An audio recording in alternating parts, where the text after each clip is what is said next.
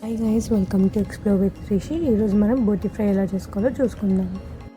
First బోటిని మంచిగా కడుక్కొని నేను ఇక్కడ 2 విజిల్స్ దాకా ఉడకపెట్టించుకుంటున్నాను. ఎలా కడుగాలో వీడియో కావాలంటే కింద కామెంట్ సెక్షన్లో కామెంట్ చేయండి.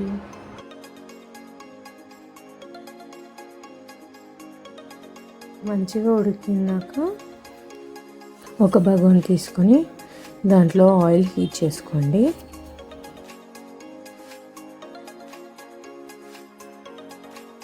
తర్వాత సాజీరా వేసుకోండి. దాంట్లోనే కొద్దిగా ధనియాల పొడి కూడా వేస్తున్నాను. మంచిగా ఇప్పుడు కలుపుకుంటూ వేపుకోండి.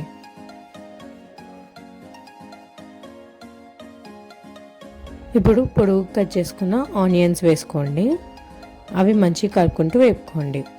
దాంట్లోనే సన్నగా పొడుగ్గా కట్ చేసుకున్న పచ్చిమిర్చి వేసుకొని మంచిగా వేపుకోండి. దాంట్లో కొద్దిగా సాల్ట్ వేస్తే ఏంటంటే ఆనియన్స్ జల్దీ మగ్గుతాయి. దాంట్లో ఇప్పుడు కొత్తిమీర, పుదీనా, కరివేపాకు 3 వేసి మంచిగా కలుపుకోండి. దాంట్లోనే ఇప్పుడు అల్లం వెల్లుల్లి పేస్ట్ వేసి మంచిగా వేపుకోండి.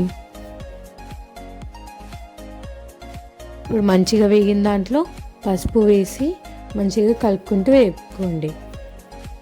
అల్లం వెల్లుల్లి పేస్ట్ది పచ్చివాసన పోయాక మంచిగా కడుక్కున్న బోటిని దీంట్లో వేసుకొని కలుపుకుంటూ ఉండాలి.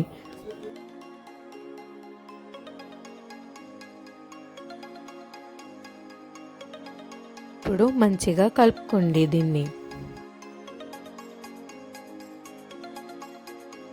ఇవన్నీ మంచిగా కలుపుకున్నాక ఇప్పుడు దీంట్లో సరిపడా కారం వేసుకొని కలుపుకోండి.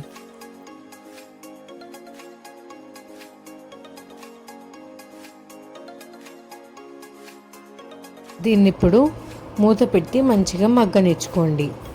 తర్వాత దీంట్లో గరం మసాలా వేసి మంచిగా కలుపుకోండి. దాంట్లోనే నేను కొద్దిగా వాటర్ పోసి మంచిగా కలుపుకుంటున్నాను.